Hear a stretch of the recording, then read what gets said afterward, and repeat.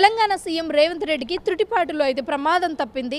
హైదరాబాద్లోని శంషాబాద్ ఎయిర్పోర్ట్లో IndiGo flight 8 గంటలకైతే ఇక్కడ ల్యాండ్ అవ్వాలి. కానీ అక్కడ ఈ మన హైదరాబాద్లో వాతావరణ దృష్ట్యా లేకపోతే కొన్ని టెక్నికల్ ఇష్యూస్ వల్ల ల్యాండ్ అవ్వడానికైతే కొన్ని టెక్నికల్ ఇష్యూస్ వల్ల క్లియరెన్స్ అయితే ఇవ్వలేదు. సో టేక్ ఆఫ్ నుంచి ల్యాండ్ అయ్యే ఈ సమయంలోనే టెక్నికల్ ఇష్యూ రావడం వల్ల ఇండిగో ఫ్లైట్ అక్కడికక్కడే 20 నిమిషాల పాటు చక్కర్లు కొట్టడం జరిగింది. ఎందుకంటే ఇక్కడ ల్యాండ్ అవ్వడానికి కరెక్ట్ అయిన ఈ టెక్నికల్ ఇష్యూస్ ఉన్నాయి కాబట్టి.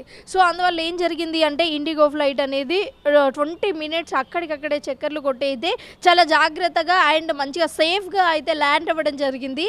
అండ్ మన రేవంత్ రెడ్డి గారితో పాటు ఆ ఇండిగో ఫ్లైట్లో దాదాపు 229 మంది అయితే ప్రయాణిస్తున్నారు.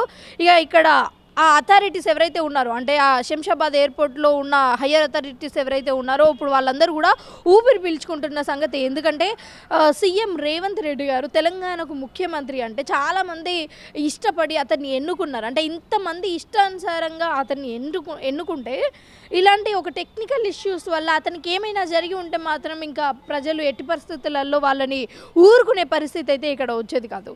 అండ్ ఇక్కడ ముఖ్యంగా చెప్పాలి అంటే అసలు సీఎం రేవంత్ రెడ్డి గారు సోమవారం హైదరాబాద్ నుంచి ఢిల్లీకి వెళ్ళడం జరిగింది. సో అక్కడ చాలా బిజీగా స్కెడ్యూల్స్ అన్నీ కంప్లీట్ చేసుకొని దాదాపు 2 రోజులు బిజీగా ఉండి ఆ సోమవారం వెళ్తే మళ్ళీ బుధవారం మార్నింగ్ అక్కడి నుంచి స్టార్ట్ అయ్యారు. సో మార్నింగ్ అక్కడి నుంచి స్టార్ట్ అయ్యాక 8 గంటల 35 నిమిషాలకి ఇక్కడ ల్యాండ్ అవ్వాలి. కానీ ఈ టెక్నికల్ ఇష్యూస్ వల్ల అయితే 20 మినిట్స్ అయితే డిలే అవ్వడం జరిగింది. ఈ 20 మినిట్స్లో అయితే చూసుకున్నట్లయితే ఆ శంషాబాద్ ఎయిర్పోర్ట్ అంతా కూడా ఒక రకమైన గందరగోళం అయితే అక్కడ నెలకొంది. ఎందుకంటే సీఎం రేవంత్ రెడ్డి లాంటి ఒక వివిఐపి పర్సన్ ఇండిగో ఫ్లైట్ ఎక్కినప్పుడు అక్కడ సేఫ్గా ల్యాండ్ అవుతుందా లేదా అదంతా కూడా చూసుకోవాల్సిన బాధ్యత మేనేజ్మెంట్కి ఉంది.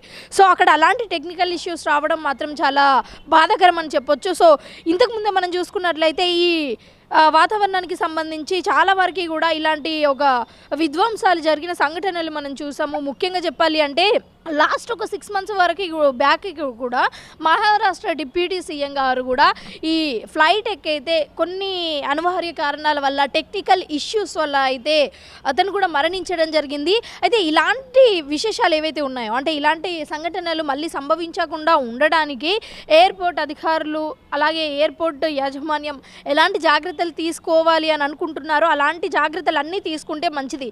ఎందుకంటే ఈ పొలిటికల్ లీడర్స్ అంటే ఒక మామూలు సీదా మనుషులు కాదు. ఎందుకంటే మన తెలంగాణ రాష్ట్రంలో ఉన్న ప్రజలందరూ కూడా కలిసి అతన్ని ఎన్నుకొని అతన్ని ఒక సీట్లో కూర్చోబెట్టినప్పుడు వాళ్ళ జాగ్రత్తలు ఎలా ఉండాలి, అలాగే వాళ్ళ జాగ్రత్త ఎంతవరకు బాగుంటే అలాగే ఆ మేనేజ్మెంట్ బాగుంటుంది అన్నది మేనేజ్మెంట్ అంతకీ కూడా తెలుసు. అండ్ ముఖ్యంగా వైఎస్ఆర్ గురించి కూడా ఒకసారి మాట్లాడుకున్నట్లయితే అంటే ఎందుకు దీని గురించి ప్రస్తావిస్తున్నాను అంటే ఈ ఫ్లైట్ క్రాషెస్ వల్ల వాతావరణ దృష్ట్యా ఇలాంటి కొన్ని టెక్నికల్ ఇష్యూస్ వల్ల ఇలాంటి ఎన్నో సంఘటనలు గతంలో కూడా చోటు చేసుకున్నాయి. అయితే ముఖ్యంగా వైఎస్ఆర్ కూడా ఇక్కడ నుంచి హైదరాబాద్ నుంచి ఒక ప్లేస్కి వెళ్ళేటప్పుడు ఆ టైంలో టెక్నికల్ ఇష్యూస్ ఉండడం వల్ల ఆయన వాతావరణంలో మొత్తం సేమ్ ఇలాంటి వాతావరణమే వర్షాలు గాలులు ఇలాంటి వాతావరణంలో అయితే అతను బయలుదేరడం జరిగింది. అండ్ నల్లమల్ల ఫారెస్ట్లో అయితే అతను చనిపోవడం జరిగింది.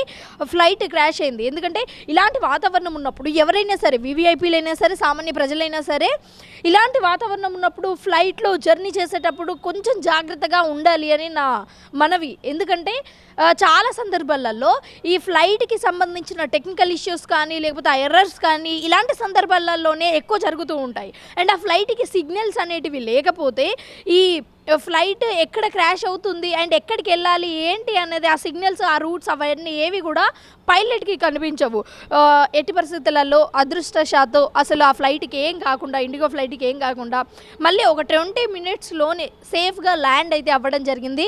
సో నిజంగా ఇది ఒక మంచి శుభవార్త అని చెప్పొచ్చు. బట్ సీఎం రేవంత్ రెడ్డి గారికి ఇలాంటి ఒక సంఘటన జరగడం నిజంగా బాధాకరం అని చెప్పొచ్చు. ఏదేమైనప్పటికీ కూడా సేఫ్గా ల్యాండ్ అయ్యారు. ఇప్పుడు అందరూ కూడా హ్యాపీగా ఫీల్ అవుతున్నారు. అండ్ ఈ టెక్నికల్ ఇష్యూస్ ఏవైతే ఉంటున్నాయో ఈ టెక్నికల్ ఇష్యూస్ మోస్ట్లీ ఈ వర్షకాలంలోనే జరుగుతాయి కాబట్టి ముఖ్యంగా ఈ రాజకీయ నాయకులు ఎవరైతే ఉంటారో వీళ్ళందరూ కూడా అంటే రెగ్యులర్గా ఇక్కడి నుంచి అక్కడికి అక్కడి నుంచి ఇక్కడికి ఎక్కువగా కూడా జర్నీ చేయాల్సిన పరిస్థితి వస్తుంది కాబట్టి వాళ్ళు ట్రైన్లు బస్సులు చూస్ చేసుకోలేరు కాబట్టి అంటే ఈవెన్ కార్లో జర్నీ చేసినా సరే వాళ్ళకి చాలా కష్టంగా ఉంటుంది అంటే అన్ని గంటలు కూర్చోవడం సో అలాగే వాళ్ళ మీటింగ్స్కి కూడా టైం అయిపోతూ ఉంటుంది సో ఇలాంటి సందర్భాలలో ఏం చేయాలో తెలియక ఇలాంటి వాతావరణంలోనైనా ఎక్కడికైనా వెళ్ళి వాళ్ళ పని పూర్తి చేసుకుని రావాలి అని అనుకుంటూ ఉంటారు అంటే మీ ఫీలింగ్ ఏదైతే ఉందో మీ ఉద్దేశం ఏదైతే ఉందో అది మంచిదైనప్పటికీ కూడా మీరు ప్రజలకి చాలా అవసరం ఎవరైతే రాజకీయ నాయకులు మంచిగా ప్రజాస్వామ్యానికి పనిచేస్తూ ఉన్నారో మీరు ప్రజలకు చాలా అవసరం మీరు ఇలాంటి సందర్భాలలో చిన్న చిన్న జాగ్రత్తలు తీసుకుంటేనే మీరు ప్రజలకు ముందు సేవలు చేయడానికి ఉంటారు ఇదే నేను చెప్పాలనుకుంటున్నాను ఎట్టకేలకు జాగ్రత్తగా ఉండండి జాగ్రత్తగా ఉండండి సీఎం రేవంత్ రెడ్డి గారు అయితే సేఫ్గా ల్యాండ్ అయ్యారు